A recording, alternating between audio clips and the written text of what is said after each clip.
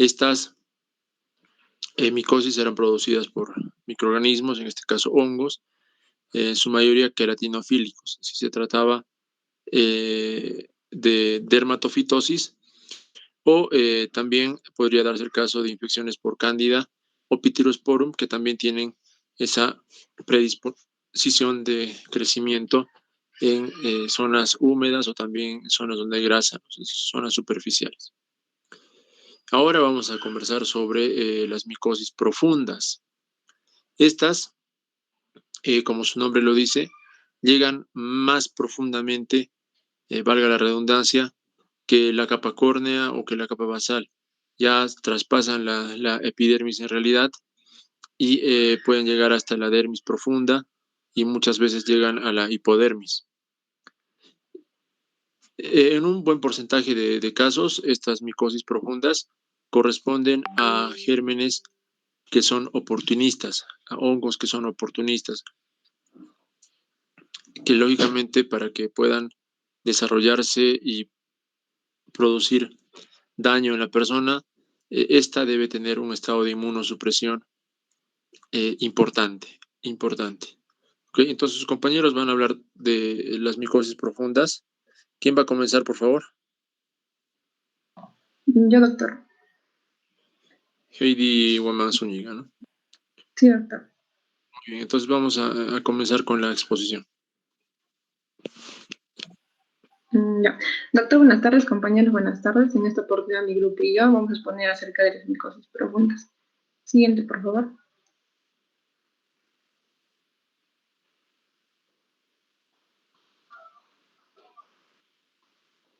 Ya, entonces con una pequeña introducción tenemos que entender que las micosis profundas van a abarcar dos grandes trastornos, los cuales son las micosis subcutáneas y las micosis sistémicas. A su vez, las micosis subcutáneas van a presentar frecuentemente en zonas tropicales y subtropicales.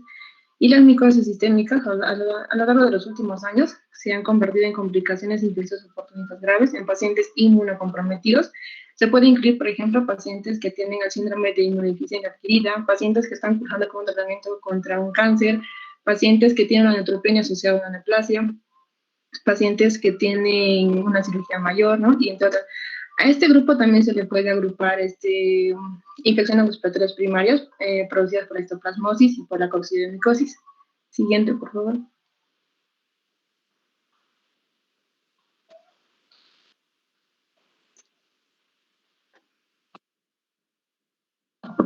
Ya, entonces hablando netamente de las micosis subcutáneas, o también denominada micosis de implantación, estas son infecciones causadas por hongos que se van a introducir directamente en la dermis o tejido subcutáneo a través de una herida, ya sea a través de un pinchazo, ¿no?, de una espina. Como les mencioné, estas son infecciones tropicales y subtropicales. Algunas, como la esporotricosis, también prevalecen en climas templados, a temperatura de 20 a 25 grados centígrados.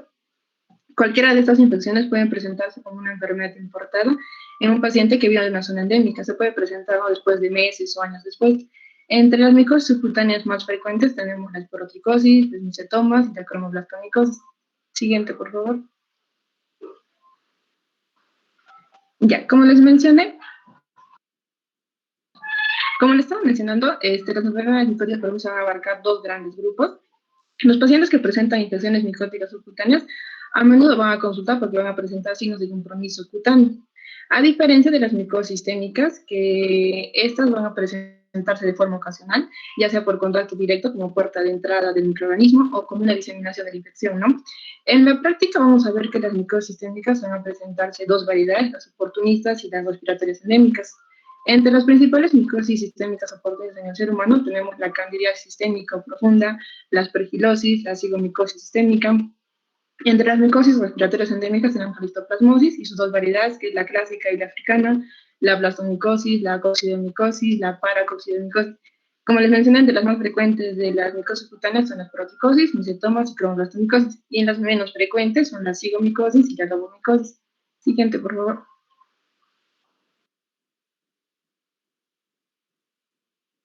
Entonces, para entender y tener en claro a qué se refieren las micosis subcutáneas, estas se van a presentar de forma esporádica, cuáles son sus áreas frecuentes, las tropicales y subtropicales. Estas se van a diagnosticar mediante histología, excepto la esporotricosis, ya les voy a explicar por qué. Requieren meses de tratamiento antimicótico. En caso de las micosis sistémicas, para un buen diagnóstico tenemos que tener en claro nuestros antecedentes. Primero tenemos que preguntar al paciente dónde vivió y en qué lugares visitó, ¿no? Y es importante también conocer los antecedentes de sus enfermedades y sus tratamientos con los cuales ellos están, ¿no? Los exámenes importantes son, por ejemplo, biopsia de piel, tenemos el cultivo, y estos pacientes que van a tener, su tratamiento va a ser prolongado con fármacos intravenosos como la anfotericina B, el voriconazol y la caspofungina. Siguiente, por favor.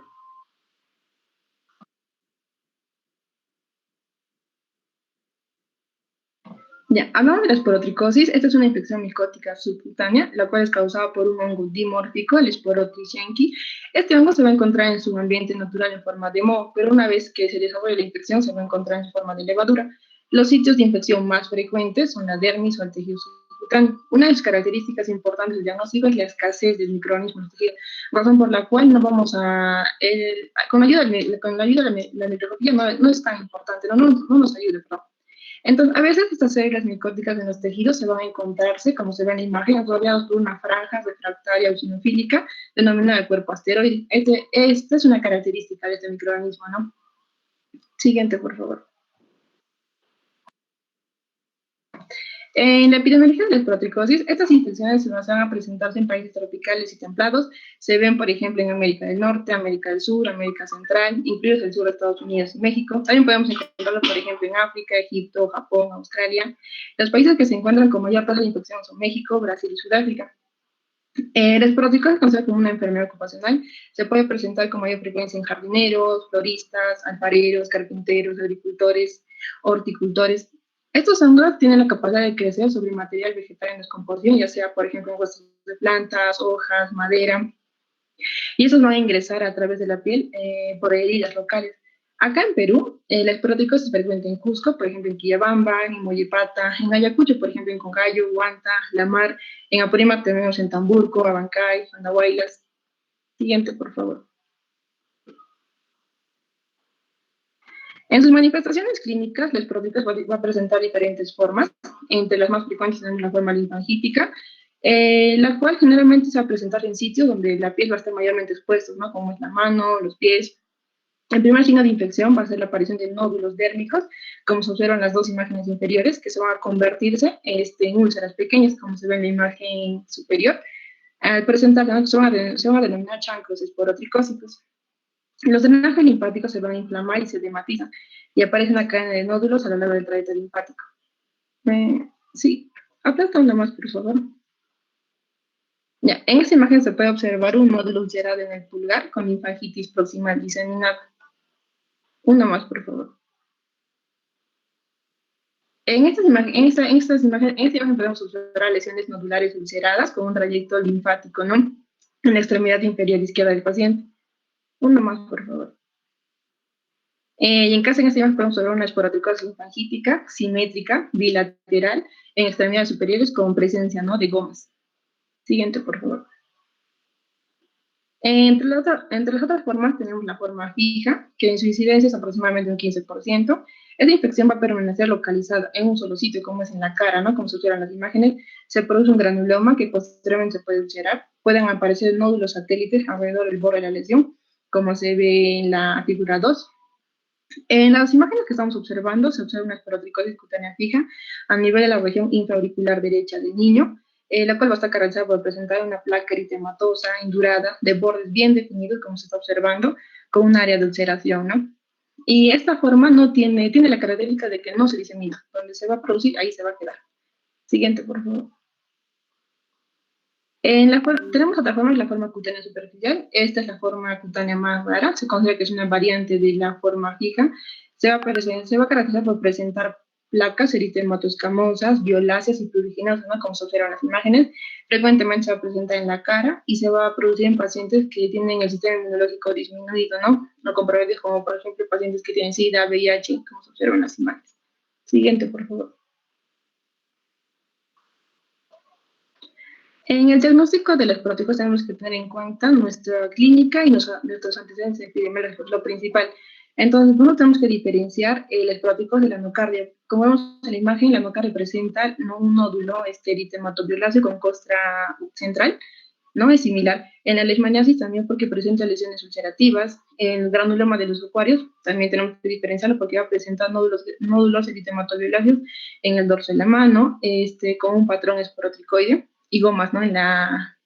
Con escama en su superficie. Siguiente, por favor. En los datos del laboratorio, los exámenes más importantes para poder diagnosticar, podemos utilizar, por ejemplo, los extendidos, exudados, biopsias. Como les mencioné, raramente este hongo se va a observar con microscopía directa, porque estas levaduras están presentes solo en pequeñas cantidades. Este micrófono también se puede aislarse en el agar desaporado. Cultivo primario, como vemos en las imágenes, estos hongos van a crecer como un moho, con colonias blancas y compactas que se oscurecen con el tiempo. Y microscópicamente las hifas van a producir conillos triangulares u ovales pequeños sobre las hifas especializadas. Siguiente, por favor. En el tratamiento, si hablamos de un esporótico de tipo cutáneo, el tratamiento de elección es el yoduro de potasio a dosis de 4 a 6 ml 3 veces al día. Este tratamiento se debe continuar por 3 a 4 semanas después de la curación clínica. La recomendación es, al momento de iniciar este yoduro de potasio, es de 1 ml 3 veces al día por 2 a 3 semanas para evitar, ¿no? O para disminuir los efectos colaterales como la hipersalivación y las náuseas. Y en el tratamiento alternativo podemos utilizar el itraconazol a 200 miligramos diarios, la terbinafina a 250 miligramos diarios, la putrescina B intravenosa en caso de infecciones profundas. Siguiente.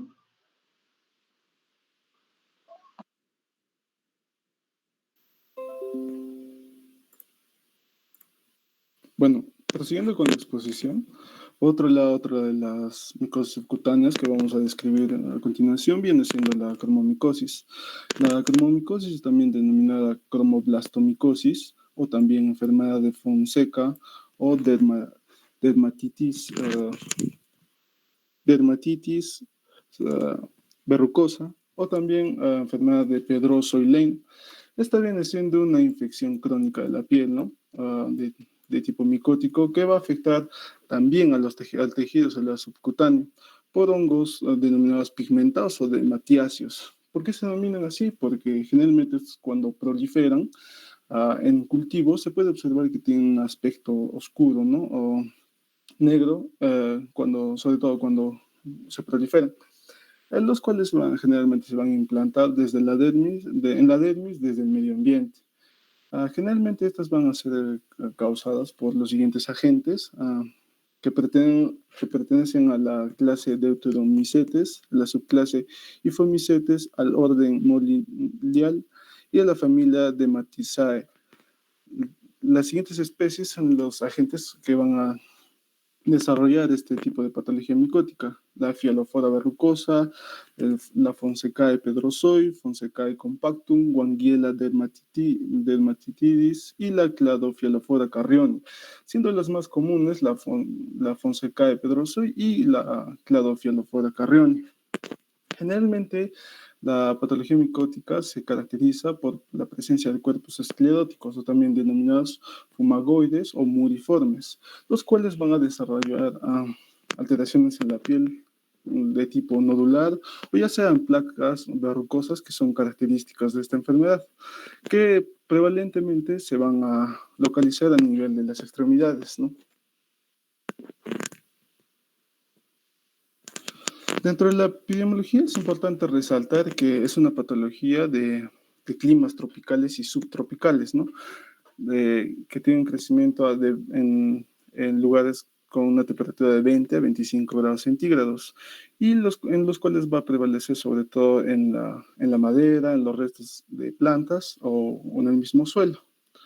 Generalmente esta es cosmopolita, así como también la variante Pedrosoi y la Cladofialofora carrioni se encuentra mucho más frecuente en varones, ¿no? que mujeres, en una incidencia de 4 a 1, y sobre todo en trabajadores rurales, ¿no? Aquellos trabajadores que se dedican a la agricultura, que generalmente andan descalzos, y que esta va a ser la puerta de entrada, ¿no? A partir de traumatismos, para que el agente micótico ingrese. Como también se describen leñadores y granjeros, ¿no? Estos son trabajadores rurales o agrícolas. Como también la infección puede ser importada, no solamente se puede hallar en lugares donde esta es endémica. y generalmente la infección va a seguir la implantación a través de una lesión tisular. Dentro de Perú se ha mencionado algunos departamentos, se ha descrito ya hace muchos años lo que vienen siendo casos, ¿no? Casos reportados de este tipo de micosis. A nivel de Piura, en Cajamarca, en San Martín, en Ancash, en Madre de Dios, en Cusco se ha reportado en la Convención, así como también en Machu Picchu, así como también en Huancavelica, Ayacucho y Arequipa. En cuanto a la distribución mundial, se encuentra distribuida por todo el mundo, siendo las variantes Cladofielofora, Carrioni y Fonsecae pedrosoy mucho más frecuentes en el continente americano, sobre todo a nivel de Brasil, Venezuela y México, con una incidencia de casos que sobrepasa los 500, ¿no? Y seguida de algunas formas, como la Fonsecae pedrosoy, la Fielofora verrucosa y la Fonsecae monfora en Estados Unidos. Dentro de la patogenia, bueno, como lo había mencionado, es importante mencionar que generalmente se va a dar a través de la inoculación, ¿no?, del organismo, que se va a introducir en la dermis o el tejido solar subcutáneo. Generalmente, este se va a dar por traumatismos, ¿no?, en estos trabajadores rurales a nivel de la planta o los sitios de exposición de la piel. Y que luego del contacto o inoculación, al pasar varios meses se va a desarrollar una lesión primaria, la cual es generalmente bien delimitada, de tipo papuloso, superficial, eritematosa y algunas veces escamosa. Y una manifestación importante que se describe también es el prurito, ¿no?, que va a presentar el paciente, que muchas veces por este mismo síntoma es que se tienden a extender mucho más, ya que el paciente tiene escozor en la zona y tiende a diseminar autoinoculándose, ¿no?, y se extiende mucho más la lesión. Generalmente, como mencioné, se va a dar por continuidad, ¿no?, la extensión, y raramente por vía linfática o hematógena. Después de esto es que es importante el papel de la inmunidad, ya que se va a producir una reacción granulomatosa en la cual va a haber respuesta tanto de neutrófilos y macrófagos. Y depende de esta, la respuesta inmune que predomine, se van a diferenciar en 5 tipos o formas clínicas, ¿no?, ya sean el tipo nodular o lesión tumoral, así como también la verrucosa, o ya sea una placa y cicatrizal. Cabe resaltar que la forma verrugosa es la más común, ¿no? Se ha descrito que también existen muy pocos casos, ¿no?, en cuanto a la presentación en niños. Y también se ha descrito en climas, ya sea húmedos y cálidos. Algunos factores que resaltar en cuanto a la patogenicidad son la melanina, las células muriformes, la adhesión que tiene y la hidrofobicidad. Dentro de la reacción inmunológica que se va a presentar frente a este tipo de agente micótico puede ser de distintas formas. Como podemos ver en la imagen una vez iniciado, ¿no?, lo que viene siendo el reconocimiento por parte de las células de Langerhans en la piel, se va a producir la fagocitosis inicialmente y luego su destrucción, para luego generar prácticamente la inhibición, ¿no?, de moléculas coestimuladoras, ¿no? Luego, proceso seguido, lo que va a realizar este fagocito es presentar el antígeno ante células T, las cuales van a activar a linfocitos B, los cuales van a producir anticuerpos, ¿no?, contra los antígenos de este hongo.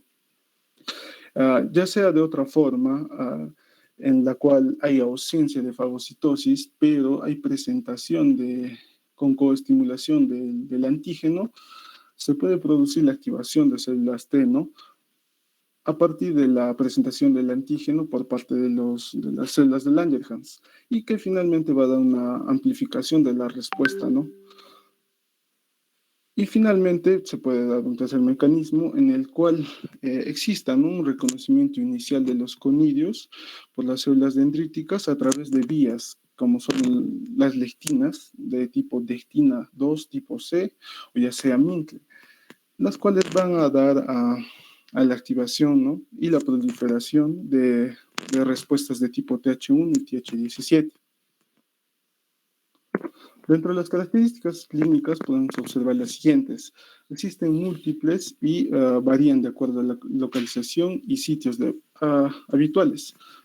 Dentro de estos, los sitios habituales de lesión vienen siendo las extremidades, ¿no? Como mencioné al inicio, ya sean los pies, las piernas, los brazos, las manos, la parte superior del tronco, el abdomen o ya sea las nalgas. La distribución viene siendo unilateral y de tipo asimétrico. Generalmente, si es que existen lesiones satélites, vienen siendo extensiones, ¿no? Locales de la infección por rascado, ¿no? Del paciente. Generalmente la lesión inicial, como podemos ver en la figura A, viene siendo una pápula eritematosa, ya sea de aspecto escamoso o verrucoso, o también se puede presentar en forma de nódulo no pruriginoso, que va a progresar lentamente en meses o años, para luego dar a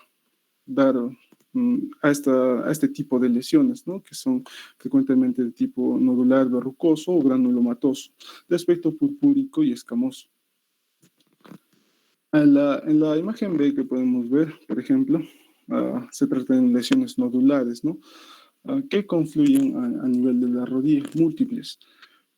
En la imagen C podemos ver una lesión de tipo tumoral a manera de coliflor en el malleolo interno y parte del tobillo interno, parte del tobillo del miembro inferior derecho. En la imagen D también podemos observar lesiones de tipo cicatrizal con aspecto serpinginoso y verrugoso, ¿no? A nivel del muslo interno. En la imagen E también podemos observar lesiones de tipo verrugoso a manera de hiperkeratosis a nivel de la planta derecha del miembro inferior derecho del paciente. Y en la imagen F podemos ver una placa violácea, ¿no? En la raíz del muslo. Estas son las distintas formas en las cuales se va a presentar este tipo de lesión. Dentro del diagnóstico es importante resaltar el examen directo, ¿no? Con hidróxido de potasio, una concentración de 10 a 40%. Dentro de lo que vamos a encontrar, por ejemplo, aquí en la imagen podemos ver, generalmente este examen directo se toma de estos puntos negros en la superficie, lo que al extender en la tinción nos va a mostrar estas células, ¿no? Fumagoides, ¿no? O esclerotes de Metlar también se denominan, ¿no? Este examen del hidróxido de potasio tiene una sensibilidad del 90 a 100%. Generalmente las características que va a tener estas células fumagoides vienen siendo la apariencia oscura, ¿no? Las paredes gruesas, pues es que se denominan escleróticas, y a manera de redondos o poliédricas, que van a tener un tamaño de 5 a 12 micras de diámetro, que generalmente van a estar atravesados, ¿no? Por hifas, por septos transversales o longitudinales. En cuanto al cultivo, podemos observar que esto es característico, ¿no? De este tipo de hongo, ya que es de tipo dematiáceo, ¿no? Va a generar este tipo de colonias verdes, ¿no? Oscuras, ¿no? Que generalmente van a ser de crecimiento lento, ¿no? Aproximado de 10 a 40 días. Estas se extraen, ¿no? Para el cultivo inicialmente a partir de las escamas o el material purulento, ¿no? Y se siembran en lo que viene siendo el agar sabarot o micocel, ya sean 25 grados o 37 grados centígrados respectivamente. Dentro de la histopatología, lo que vamos a observar viene siendo, en estos dos cortes podemos ver los teñidos con hematoxilina, ¿no? Los cuales van a demostrar reacciones de hiperkeratosis y hiperplasia pseudoepiteliomatosas, ¿no? Que es característico de esta lesión. Así como también infiltrado inflamatorio, ¿no? Granulomatoso denso, con múltiples grados de fibrosis asociados a algunas células mononucleares, ¿no? Como linfocitos, células plasmáticas o también células epiteloides y células gigantes, como también puede existir la presencia de células polimorfonucleares. Dentro del diagnóstico diferencial existen algunas infecciones micóticas a resaltar, como lo que es la coccidioideomicosis, la paracoccidioideomicosis, la phaeomicosis y la esporotricosis, así como también la tuberculosis verrugosa. Dentro del tratamiento, el tratamiento generalmente se da puede ser a partir de métodos físicos o también la terapia, ¿no? Con antimicóticos. Generalmente El tratamiento de primera línea es el itraconazol a 200 miligramos por día, lo que particularmente en cuanto a Cladofielofora carrioni, se ve una respuesta rápida, al igualmente que terbinafina en una dosis de 250 miligramos por día. Como también en casos extensos se puede utilizar lo que es la anfotericina B de manera intravenosa. Para las lesiones extensas se utilizan algunas combinaciones, ya sean con anfotericina B o más flucitocina o itraconazol más terbinafina. Generalmente los procedimientos son de terapia complementaria, es decir que, por ejemplo, el tratamiento quirúrgico se da en lesiones pequeñas, ¿no? Iniciales típicas, que se pueden extirpar mediante métodos quirúrgicos, que es el que, dicho sea de paso, es el mejor método físico, ¿no? Para este tipo de lesiones. Como también existen algunas lesiones, ¿no? Con métodos físicos, como es la termoterapia, que se hace con nitrógeno líquido, ¿no? Que puede variar la terapia de 30 a 4 minutos. Generalmente se realiza sobre las lesiones pequeñas y generalmente este tipo de tratamiento es muy rentable, eficiente, pero requiere mucho de la perseverancia del paciente para obtener resultados buenos, ¿no? Generalmente los efectos adversos de la termoterapia son algunos como el dolor local, desedema, ampollas o hipopigmentación. Por otro lado, también se ha descrito lo que viene siendo la terapia con láser, que es de tipo CO2, a manera de ablativo, ¿no? Y se describe que es muy útil, lo cual promueve la fotocoagulación. También se ha descrito lo que viene siendo la terapia con aplicación de calor, ¿no? Que se utiliza más o menos, que generalmente se utiliza a una temperatura mayor de 42 a 46 grados centígrados, ya que esta es la temperatura máxima en la cual prolifera este tipo de hongos.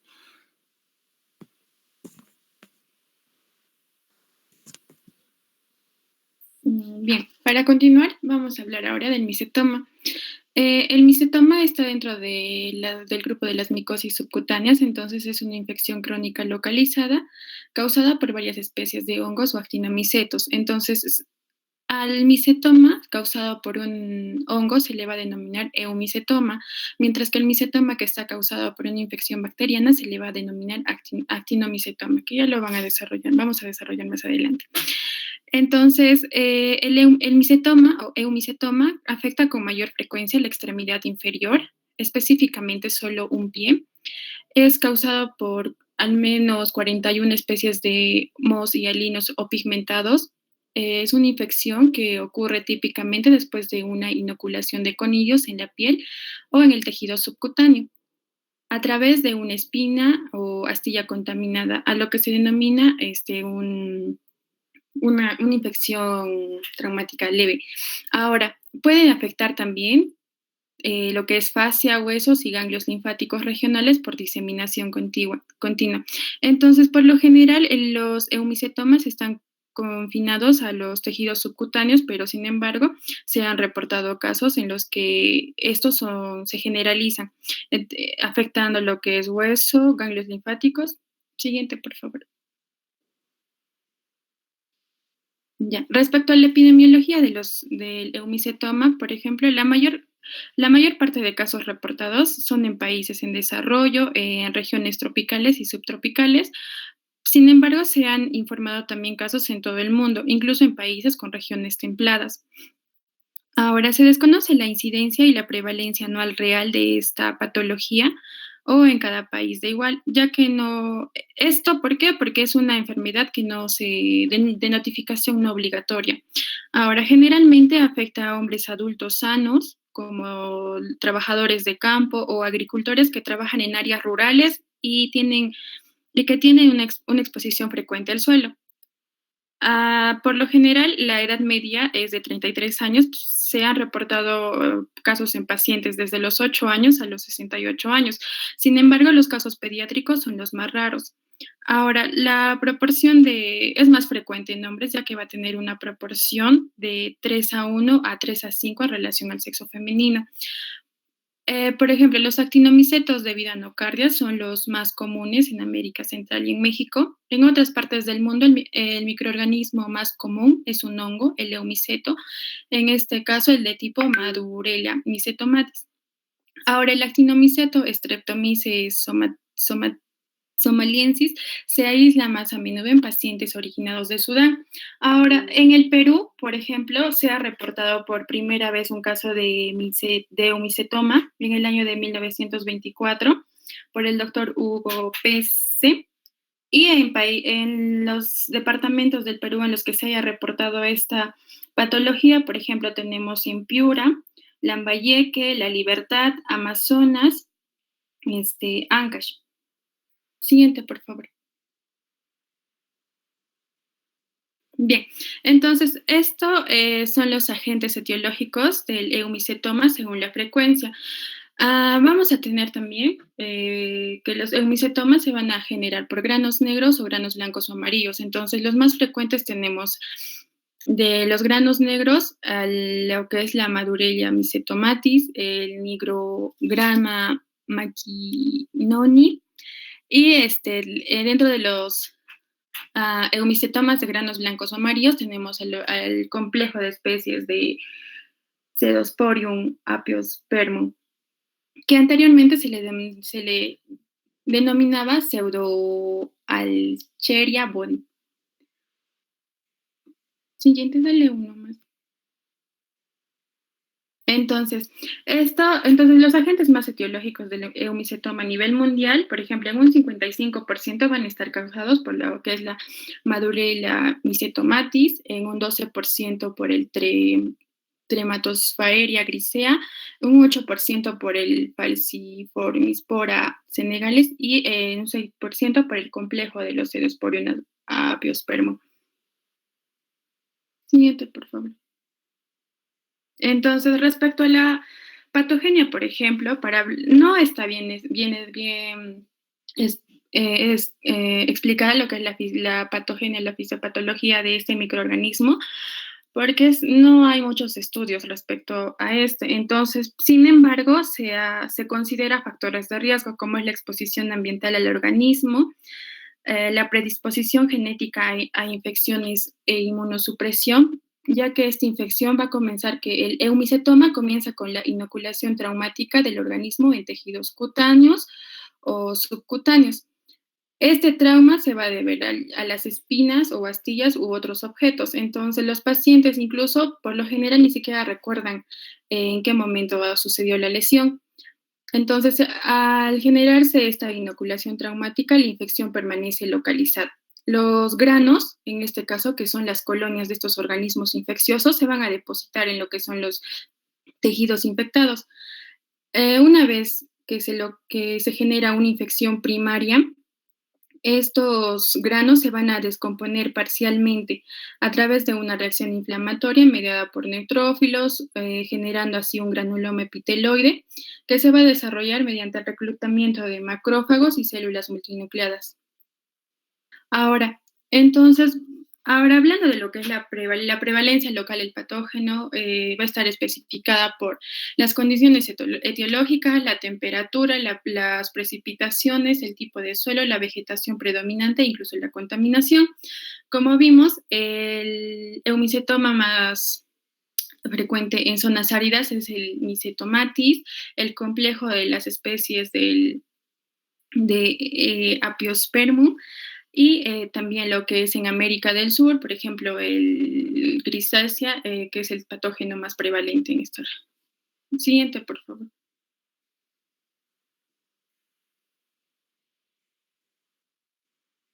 Ya. Ahora, hablando de las manifestaciones clínicas, por ejemplo, el periodo de incubación entre la inoculación y las manifestaciones clínicas es incierto. Entonces, es por esto que muchos pacientes no van a recordar una lesión predisponente específica.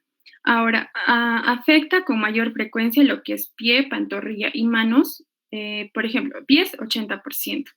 A nivel de la pantorrilla en un 7% y en manos en un 6%.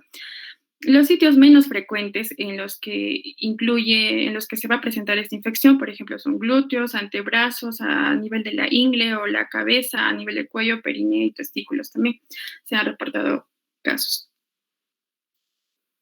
Ahora, entonces, la tríada clínica característica de esta patología es la presencia de tumor, la presencia de tractos sinusales y la presencia de estos granos macroscópicos. Como vimos, pueden ser negros y amarillos. Inicialmente, las lesiones son indoloras y comienzan con nódulos subcutáneos inmaduros de crecimiento lento. Por ejemplo, el estadio más temprano de esta infección, el paciente va a presentar un nódulo indoloro y duro, que se va a diseminar lentamente con el desarrollo de pápulas y fístulas secretantes en su superficie. Como vemos en la imagen 1, es un nódulo subcutáneo causado por un micetoma, con la presencia incluso del grano negro. Ahora, en la figura 2, vemos que en la región plantar hay la presencia de edema. Este edema es voluminoso y la presencia de pápulas con costra. Ahora, el edema del tejido local y la formación de fístulas crónicas y el compromiso óseo tardío distorsionan incluso y deforman lo que es el sitio original de esta infección. Siguiente. Como vamos a ver en esta imagen. Sí, ya. Por ejemplo, en esta imagen vemos también, se ve una lesión hiperpigmentada extensa delimitada en el dorso del pie izquierdo. Eso es causado por un eumicetoma.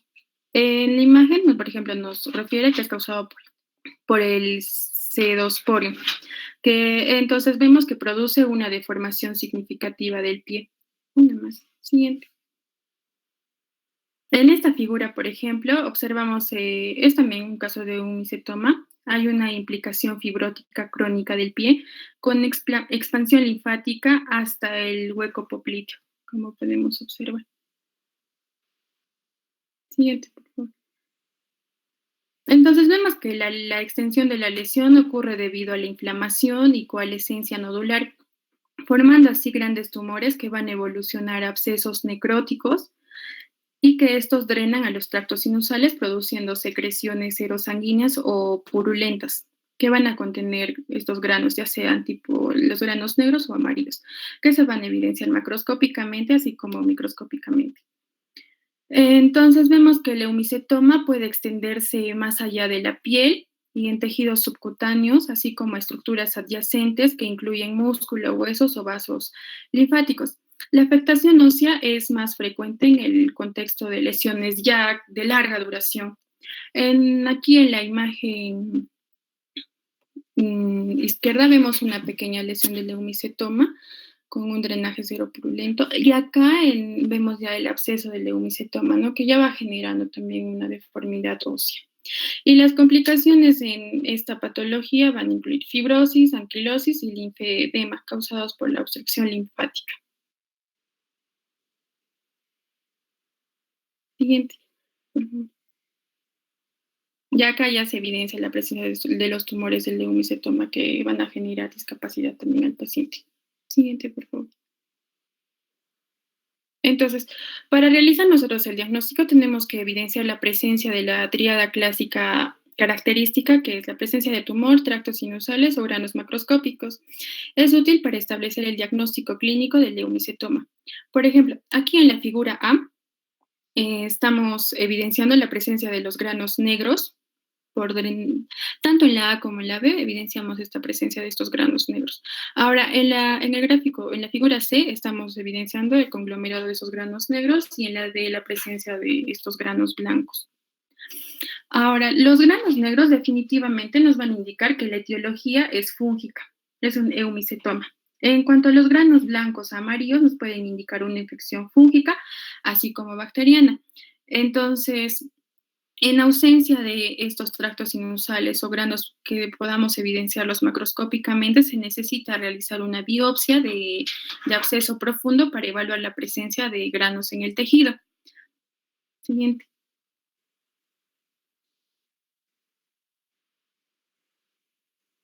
Ya.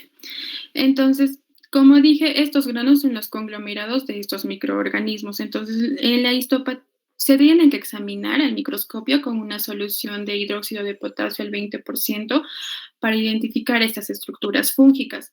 ¿Qué podemos evidenciar aquí? Nosotros, la presencia de hifas, estas pueden ser anchas, septadas e incluso ramificadas con grandes células inflamadas en el borde. Ahora, por ejemplo, esta lámina es un examen directo de este grano negro, que es el más frecuente y nos indica que el agente etiológico es un hongo. Observamos las hifas anchas, septadas y ramificadas, incluso la presencia de células inflamadas grandes. Y la tinción de Gram, esta ya se puede utilizar para demostrar la presencia de bacterias que producen actinomicetomas o lo que es la actinomicosis. Siguiente. Ya, respecto a la histopatología, los hallazgos histopatológicos consisten en una reacción granulomatosa crónica con un centro purulento. En la figura 1, del lado izquierdo, es una lámina histopatológica de un grano negro con tinción de hematoxilina y eosina, donde nosotros podemos observar la presencia de hifas fúngicas y clamidioconidios de paredes gruesas en los bordes. Mientras que en la imagen B, esta es una biopsia de piel, de igual manera contenida con hematoxilina y eosina, donde nosotros podemos evidenciar granos de Madurelia, que son los puntos micetomatis, rodeadas por una reacción granulomatosa. Estos dos granos nosotros estamos observando. Siguiente, por favor. Entonces, las características macroscópicas e histopatológicas de los granos de micetoma, por ejemplo, de los granos oscuros, en el más frecuente, la Madurelia micetomatis, que representa el 55% del agente causal. El aspecto en los cortes de hematoxilina y eosina se ha observado la presencia de cemento, la presencia de vesículas.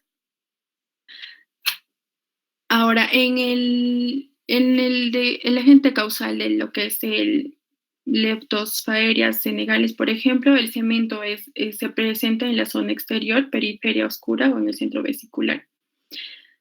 Siguiente, por favor. Y esto es la característica de los actinomicetomas, que nos indican que la etiología es bacteriana. Ya. Respecto a la ayuda diagnóstica por imágenes, las imágenes radiográficas son útiles para determinar la extensión de la enfermedad, incluida la afectación de tejidos blandos y huesos. Entonces, nosotros sabemos que la radiografía simple, por ejemplo, nos va a permitir evidenciar hallazgos que incluyen hinchazón de tejidos blandos, osteoporosis o lesiones osteolíticas. Ahora, en la imagen, nosotros podemos evidenciar aquí, es una radiografía simple de un hemiscetoma del pie de un paciente que muestra un número inusualmente grande de cavidades en los huesos del tarso o del metatarso. Las lesiones óseas del hemiscetoma tienden a ser pocas en número y por lo general el diámetro de estas cavidades es mayor o igual a 1, a diferencia de las lesiones cavitadas debidas a patógenos bacterianos, que son más pequeñas y más numerosas. Entonces, es una forma de diferenciar por radiografía un eumicetoma de un actinomicetoma. Por otra parte, la tomografía es más sensible que la radiografía convencional para evaluar la afectación ósea temprana, aunque no es tan sensible como la resonancia magnética para el diagnóstico de este eumicetoma.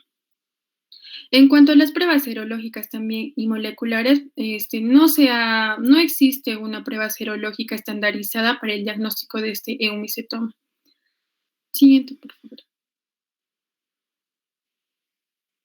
Respecto a los diagnósticos diferenciales, por ejemplo, el diagnóstico diferencial del eumicetoma es variable de acuerdo al estadio de la lesión.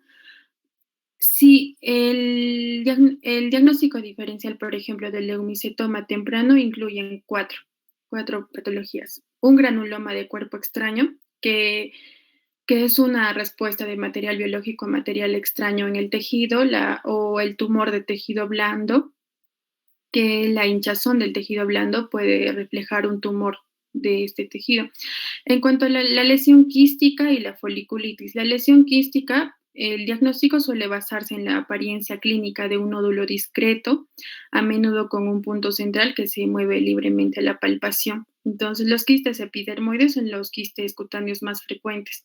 Y la foliculitis, que es una infección superficial de los folículos pilosos con material purulento en el epidermis. Entonces, estos son los diagnósticos diferenciales al eumicetoma en su estadio temprano.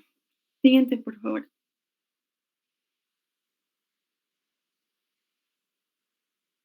Por ejemplo, los diagnósticos diferenciales en ausencia de tractos o granos sinusales tenemos la cromoblastomicosis, la esporotricosis, la leishmaniasis cutánea, ya que esta es una infección por protozoos que va a producir úlceras cutáneas también. La tuberculosis cutánea, por su parte, es una infección por micobacterias que se producen con mayor frecuencia por el Mycobacterium tuberculoso, va a generar también úlceras.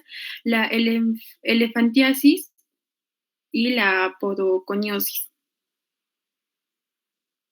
Ahora, el diagnóstico diferencial respecto a con afectación ósea nos debe impulsar a considerar también una osteomielitis bacteriana, una tuberculosis esquelética o un tumor óseo maligno.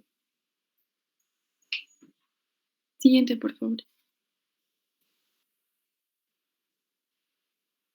Ya. Respecto al tratamiento, entonces, el eumicetoma consiste en una farmacoterapia prolongada y el papel de la cirugía es limitado en estos casos. La terapia antimicrobiana para lo que es el Mycetomatis o la grisea o la senegaliense, preferimos el itraconazol a dosis de 200 miligramos por vía oral 2 veces al día. El eumicetoma, debido al complejo de especies del Apiospermum, se recomienda el voriconazol a dosis de carga de 400 miligramos por vía oral cada 12 horas durante las primeras 24 horas, seguida de 200 miligramos 2 veces al día. Sin embargo, esta dosis incluso la podemos aumentar hasta 300 miligramos 2 veces al día si es necesario. En cuanto a alternativas terapéuticas, vamos a tener al posaconazol a dosis de 300 miligramos 2 veces al día, el primer día, y 300 miligramos el día siguiente. O suspensión oral también con posaconazol, 200 miligramos 4 veces al día o 400 miligramos 2 veces al día.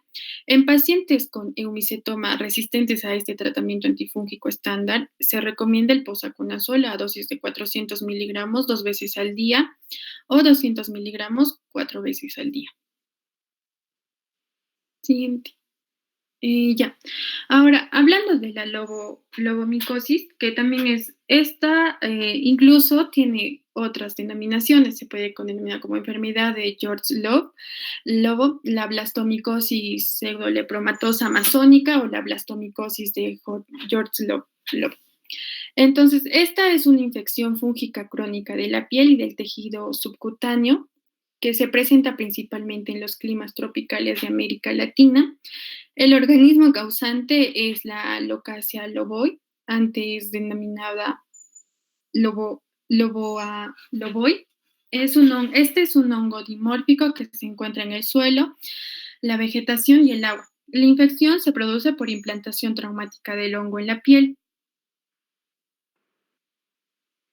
Entonces, la lobomicosis se ha reportado, en humanos, así como también en delfines. Es una enfermedad, entonces, de humanos y de delfines.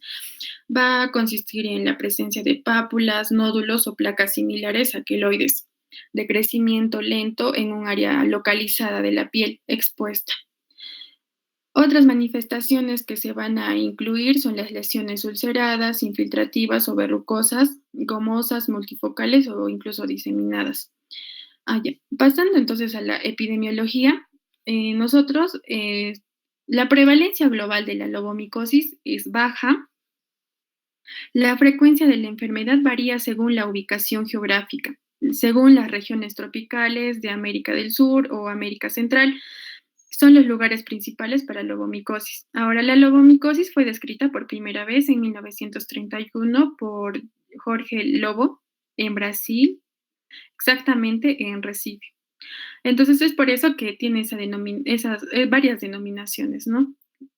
Ahora, los ejemplos de otros países de América del Sur o Centroamérica en los que se ha reportado también casos de lobomicosis incluyen Colombia, Venezuela, Perú, México, Costa Rica y Panamá. Entonces se presenta con más frecuencia en hombres que en mujeres y es más común en adultos entre los 40 a los 70 años. Siguiente, por favor.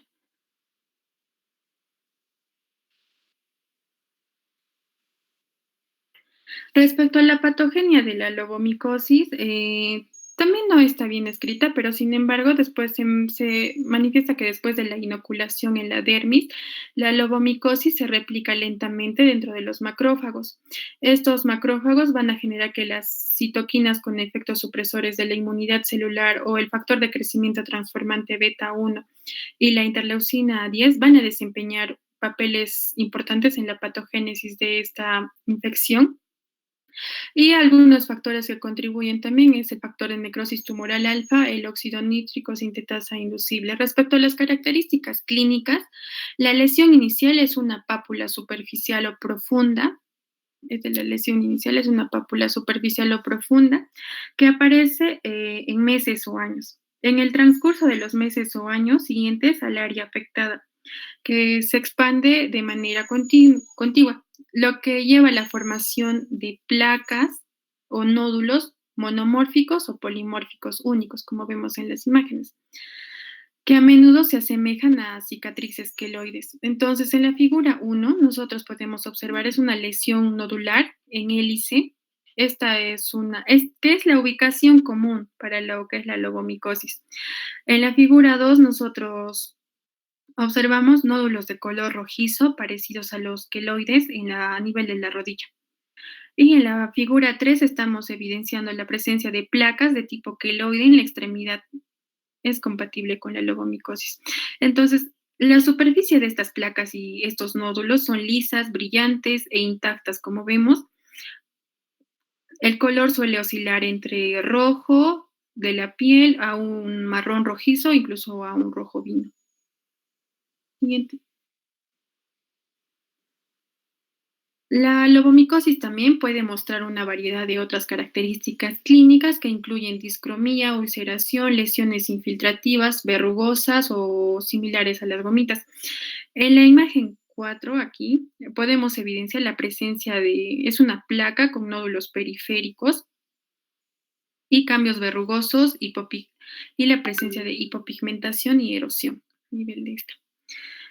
La presencia de esta discromía es común y varía desde una hiperpigmentación a una hipopigmentación, e incluso puede haber una acromía. Lo más probable es que la presencia de estas úlceras sea secundaria a un traumatismo. Y en la figura 5 estamos observando, es una forma infiltrativa de la lobomicosis en un paciente. Entonces, la afectación cutánea por lobomicosis suele ser asintomática. Sin embargo, en los pacientes con afectación extensa pueden ya experimentar prurito o disestesia. Y por lo general, la presencia de este prurito o disestesia nos está indicando una enfermedad de larga duración. Estas lesiones infiltrativas pueden parecerse incluso a lepra tuberculoide. No atrás. Como vemos aquí en la imagen, respecto a la lobomicosis verrugosa se debe al crecimiento exofítico y puede ocurrir en una enfermedad de larga duración, particularmente en las extremidades inferiores. Y los sitios más frecuentes son el pabellón auricular, los miembros superiores y los miembros inferiores, como estamos viendo. Siguiente. Y respecto a la histopatología, los principales hallazgos histopatológicos de la lobomicosis se van a localizar a nivel de la epidermis y dermis. Por ejemplo, aquí en la figura 1 es una biopsia de piel. Esta es una lámina con tinción de hematoxilina y eosina que nos muestra una acantosis epidérmica e hiperkeratosis en la dermis. Están presentes también áreas pequeñas y redondas, vacuoladas, compatibles con células fúngicas. Y en la figura 2 es una biopsia de piel de un paciente con lobomicosis De igual manera, con tinción de hematoxilina y eosina, esta imagen nos muestra un infiltrado histiocítico denso y difuso y la presencia de numerosas células fúngicas redondas, como señala acá la flecha negra. Estas estructuras fúngicas son redondas y presentan paredes gruesas que contienen melanina y se pueden visualizar mejor con tinción de plata, como vamos a ver en la siguiente imagen siguiente. En esta imagen, por ejemplo, muestra estructuras regulares redondas similares a levaduras, que podemos verlas aisladas o en cadenas también, como estamos observando. Entonces, cada una de estas células de levadura tiene un diámetro aproximado de 6 a 12 micrómetros. Entonces, para el diagnóstico nosotros tenemos que realizar una evaluación clínica al paciente y microscópico. Al realizar la evaluación clínica, también realizamos la palpación de lo que son los ganglios linfáticos regionales para confirmar el diagnóstico con una microscopía, en este caso una biopsia de piel. La biopsia de piel es la prueba estándar de oro para este diagnóstico. Sin embargo, también se hacen otras pruebas de tamizaje o otras técnicas que se pueden utilizar para el diagnóstico, como es la citología exfoliativa o la técnica de cinta adhesiva en vinilo. Perdón. Entonces, el diagnóstico de la lobomicosis se va a confirmar mediante el reconocimiento de estas células fúngicas compatibles con el loboid en la piel. Siguiente. Y respecto a los diagnósticos diferenciales, nosotros diferenciamos una lobomicosis con una lepra. La lepra tiene que ser la variante nodular con una leishmaniasis, la variante lepromatosa. Las micosis subcutáneas, como es la esporotricosis o la cromomicosis y la paracoxiomicosis. Ahora, también la apariencia nodular de la lobomicosis también requiere diferenciación con lo que son los tumores benignos y malignos. Así como un diagnóstico diferencial de esta es la presencia de nódulos y placas del dermatofibrosarcoma protuberans, como se ve aquí en la imagen. Esta, por ejemplo, este es un nódulo del dermatofibrosarcoma. Olvidaba explicarles que en la evaluación clínica los pacientes con lobomicosis deben incluir un historial de curso.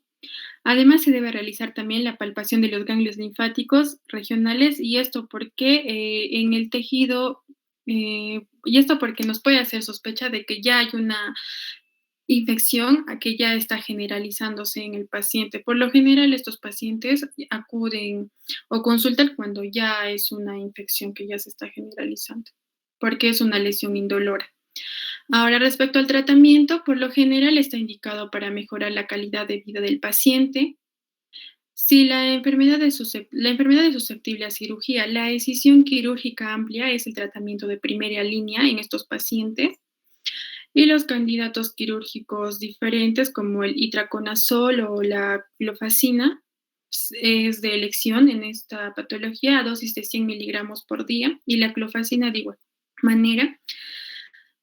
Y el posaconazol oral también es una alternativa farmacológica por vía oral a dosis de 400 miligramos durante 27 semanas. Entonces vemos que el tratamiento en estos pacientes es de larga duración.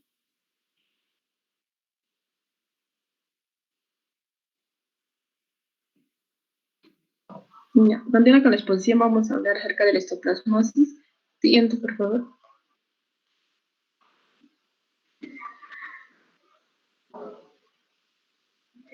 La histoplasmosis está producida por el hongo dimórfico. El histoplasma puede producir diferentes infecciones, ya sea en animales y en los seres humanos.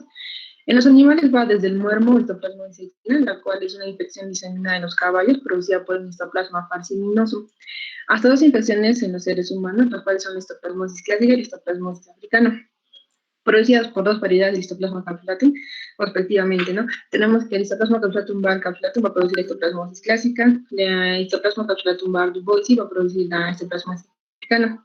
Estas dos variedades de Histoplasma capsulatum se van a tener diferencias. La primera diferencia es que van a diferir en el tamaño de las levaduras. En el caso de la variante capsulatum var capsulatum van a producir células de 2 a 5 micrómetros de diámetro. En el caso de la variante du Boisi va a producir células de 10 a 15 micrómetros de diámetro.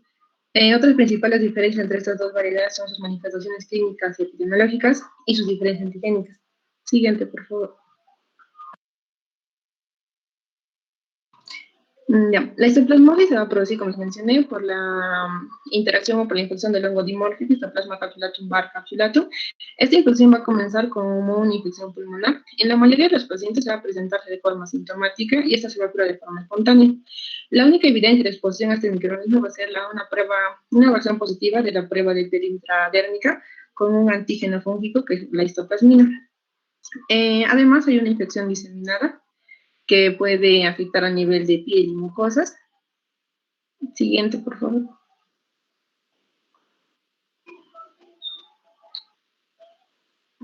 Ya, en la epidemiología de este microorganismo se produce a nivel de América hasta África, en India y el Lejano Oriente. En los Estados Unidos, este microorganismo es endémico en los valles de los ríos de Mississippi y Ohio. Mencionan que más del 80% de estos habitantes se van a infectar de forma asintomática, ¿no? El Histoplasma capsulatum es un saprofito ambiental que puede hablarse del suelo cuando está contaminado con excremento de aves o murciélagos.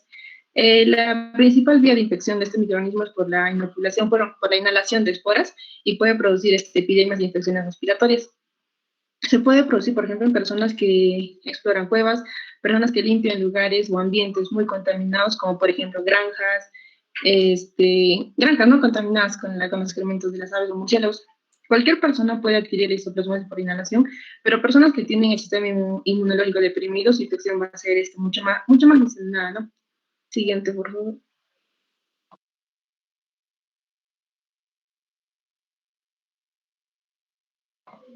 En sus manifestaciones clínicas se va a presentar diferentes formas. Tenemos la histoplasmosis pulmonar aguda. Esta frecuentemente se van a producir en personas que están expuestas a grandes cantidades de esporas, como ya lo mencioné, personas que comúnmente exploran cuevas, que limpian granjas, jaulas, ¿no? Estos pacientes van a presentar tos, dolor en el pecho, fiebre, y frecuentemente va a estar asociado a dolores en las articulaciones y asociados a una erupción.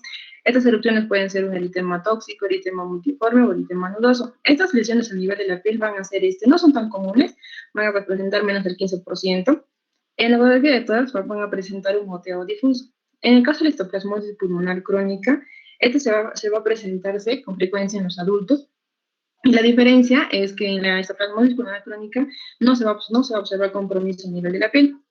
Y en la radiografía de tórax se van a presentar, ¿no?, conciliación pulmonares y cavitaciones. Siguiente, por favor. Aquí está el moteo difuso. Siguiente, por favor. Y aquí están las cavitaciones. Siguiente. Luego tenemos otra forma que es la histoplasmosis diseminada aguda. En esta hay una diseminación extendida a otros órganos, como es el hígado, el vaso, el sistema linfomaticular, la médula ósea. Los pacientes van a presentar pérdida de peso, fiebre. La característica de este tipo de histoplasmosis es que estos pacientes son pacientes que tienen SIDA no tratados. A nivel de las lesiones cutáneas, estos pacientes van a presentar pequeñas pápulas, pequeños nódulos o lesiones pequeñas por molusco, que con el tiempo se van a comenzar a formar úlceras superficiales. En caso de la histoplasmosis diseminada crónica, van a presentarse después de meses o años, después de que el paciente se haya alejado o dejado la zona endémica, ¿no? Entre sus síntomas principales van a presentar úlceras orofaringeas, una insuficiencia suprarrenal, producción de la enfermedad de Addison por una mayor infiltración de las glándulas suprarrenales. Estas úlceras bucales pueden ser grandes, irregulares y persistentes. Siguiente, por favor. Ya, acá con las imágenes, acá son las úlceras superficiales. Uno más, por favor. Y aquí están las úlceras que también pueden afectar a nivel de la lengua y la mucosa yugal. Siguiente, por favor. En el diagnóstico diferencial tenemos que diferenciar, por ejemplo, con el Penicillium aeruginosa, porque estos microorganismos muy pequeños. También podemos diferenciar con el Blastomyces, Staphylococcus, Leishmania, trópicos como el Calázar. Siguiente, por favor. En los análisis de laboratorio, para nosotros diagnosticar la histoplasmosis clásica, tenemos que identificar esas pequeñas células levaduriformes intracelulares de histoplasma, ¿no? Ya sea en esputo, sangre periférica, médula ósea, biopsia.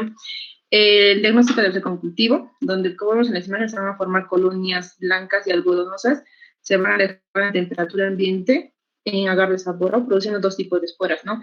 Las típicas, aquí está mal, ahí debe ser de 2 a 5 micrómetros, son células pequeñas. Y la confirmación debe ser demostrando, ¿no?, la producción de exoantígeno. Siguiente, por favor. En histoplasmosis africana o histoplasmosis vigoisi, este se va a presentar de forma esporádica y es poco frecuente. En su epidemiología se va a presentar en pacientes en zonas subsaharianas y al norte del río Zambezi en África. Los sitios implicados con mayor frecuencia son a nivel de piel, hueso, ganglios linfáticos, otros órganos como los pulmones. A nivel de lesiones cutáneas van a presentarse como pápulas pequeñas, parecidas al virus contagioso, y pueden evolucionar hasta abscesos fríos, fístulas o úlceras. En el diagnóstico se confirma a través de cultivo y microscopía. Como les mencioné, su diámetro son más grandes, ¿no?, que la histoplasmosis clásica, que es de 10 a 15 micrómetros. Bueno, te van a presentar una forma de pera y se van a agrupar en células gigantes y su serología es negativa. Siguiente, por favor.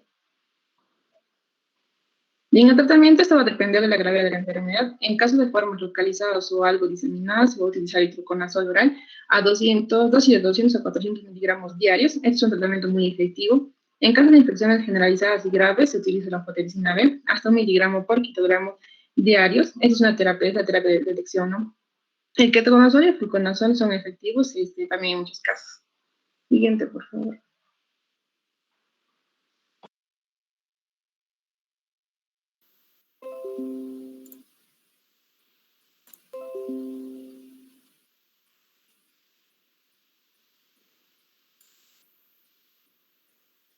Bueno, y finalmente, finalmente vamos a hablar de la criptococosis, ¿no? De una micosis oportunista sistémica que esta va a ser causada por levaduras de tipo no micelial, que van a tener un tamaño de 20 a 30 micras de diámetro y generalmente de origen exógeno.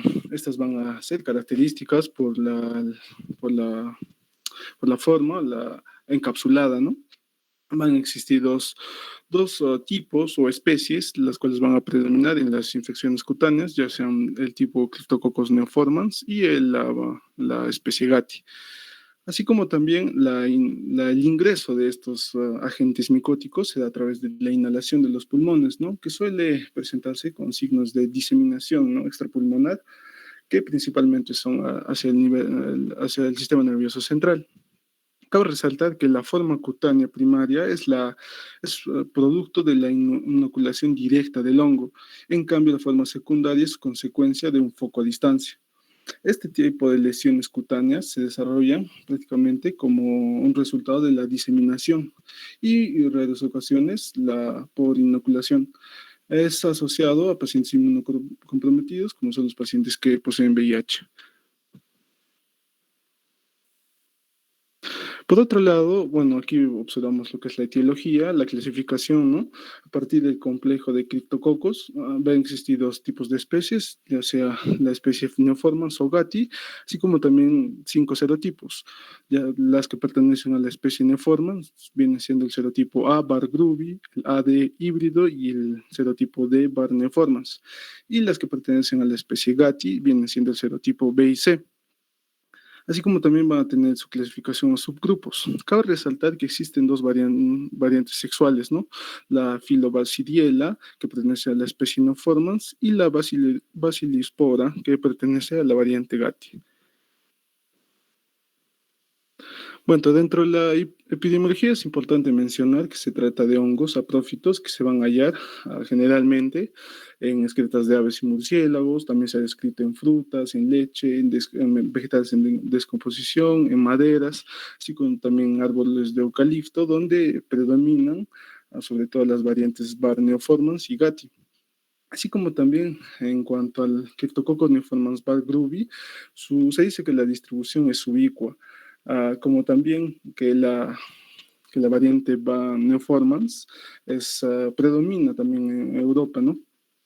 Y junto con esta y la variante Gatti son más comunes en pacientes con SIDA, ¿no? En regiones tropicales y subtropicales donde donde se pueden encontrar este tipo de árboles, ¿no? Ricos en árboles de eucalipto, perdón.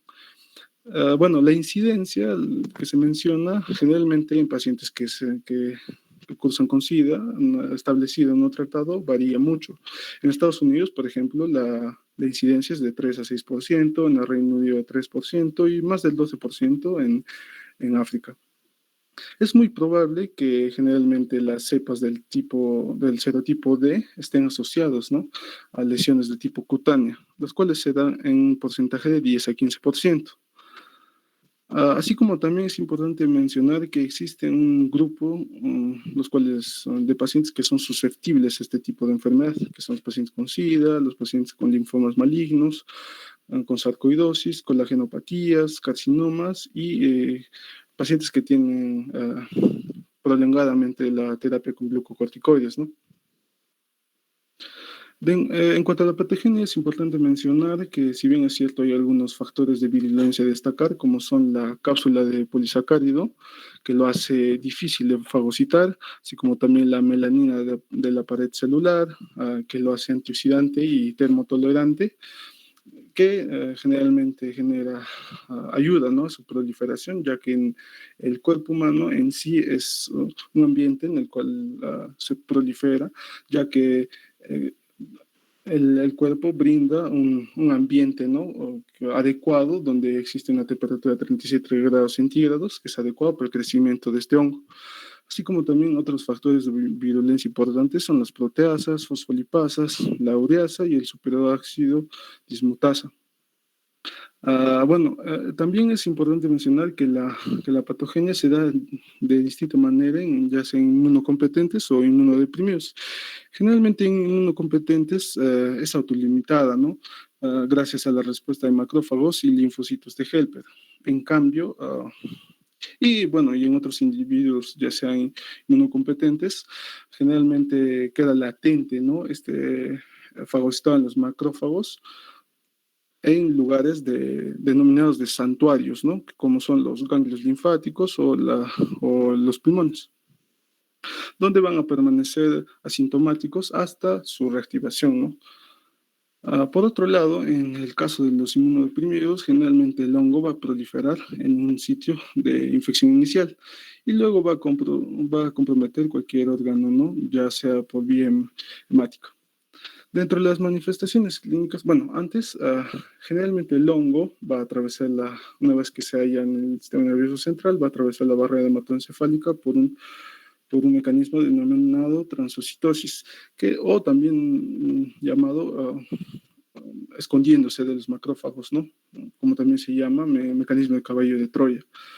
Generalmente la afección a la piel se encuentra en la tercera posición, ¿no?, seguido inicialmente del sistema nervioso central y en segunda posición de los pulmones. En cuanto a manifestaciones clínicas, la más común es la meningoencefalitis, ¿no? La segunda viene siendo la afectación a nivel pulmonar, donde se pueden hallar algunos signos en tórax, como son las sombras nodulares, cavitaciones o ya sea efusión pleural.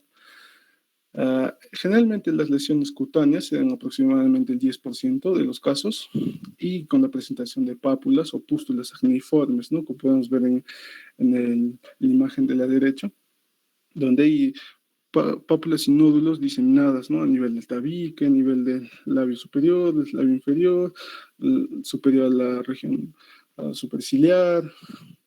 Y bueno, también se puede presentar a manera de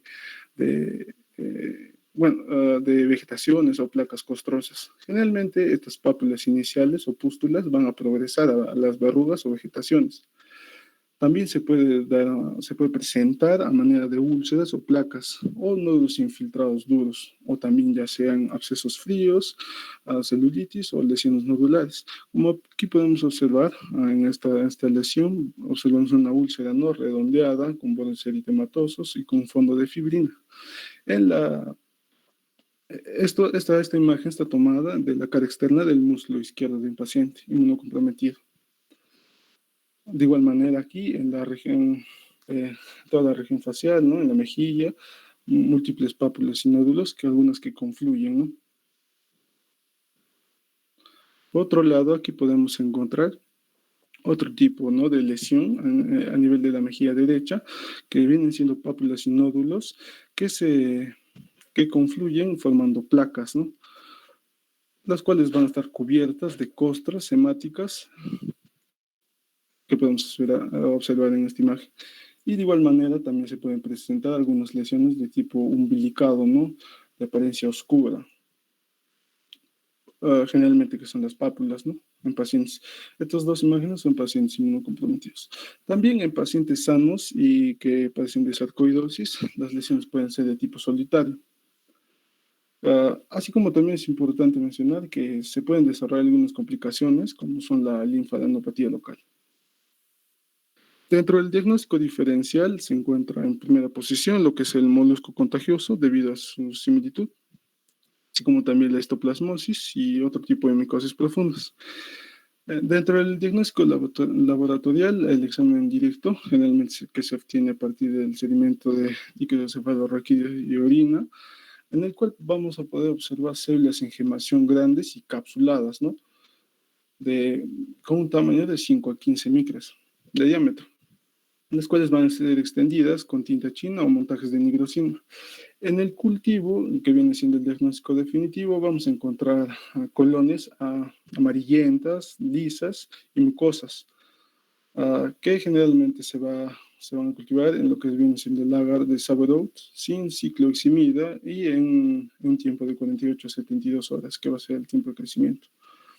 La principal prueba serológica para detectar los antígenos viene siendo la aglutinación con látex, así como también se puede realizar lo que viene siendo el examen de ELISA con muestras de sangre o líquido cefalorraquídeo, que generalmente vamos a obtener títulos muy altos en pacientes con SIDA. Acabo de resaltar que en algunos pacientes que no posean esta patología que los inmunocompromete, pueden salir los títulos negativos. Bueno, el examen puede salir negativo. Dentro del tratamiento, bueno, en pacientes sin SIDA, lo que se recomienda es una terapia combinada con anfotericina B intravenosa y sumado a esto la flucitocina. Ya sea en el caso de lesiones cutáneas únicas, se puede utilizar lo que es el fluconazol o el itraconazol. Se prefiere este tipo por su acción, ¿no?, por la inhibición de la biosíntesis de la pared de ergosterol. Así como también se describe una cierta tasa de recaída muy alta en estos pacientes con SIDA, por lo cual el régimen para aplicar en estos pacientes viene siendo en ciclos, ¿no? Un ciclo de 10 a 14 días de anfotericina con o sin flucitocina, seguido de fluconazol a largo plazo. También se describe que se puede interrumpir la terapia, ¿no?, supresora a largo plazo en pacientes que están recibiendo targa, después de un tiempo de 12 meses. También una terapia alternativa se ha descrito que es solamente el fluconazol a dosis alta. Y como también se describe que la resistencia es muy rara, ¿no?, oscila entre 1 a 4%. También es importante mencionar que en pacientes que cursan con disfunción renal se prefiere más la anfotericina liposomal. Eso sería todo, doctor.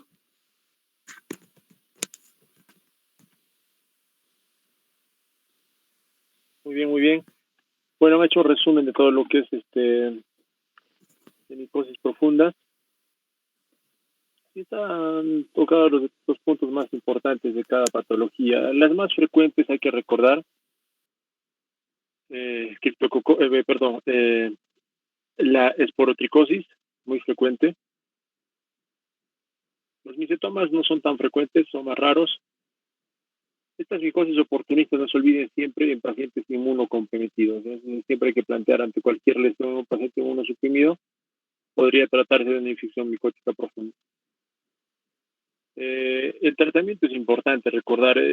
Los micetomas, especialmente las micosis de implantación profunda, tienen un tratamiento un poco difícil, es dificultoso, es largo tiempo el tratamiento, ¿no? A veces se da 6 meses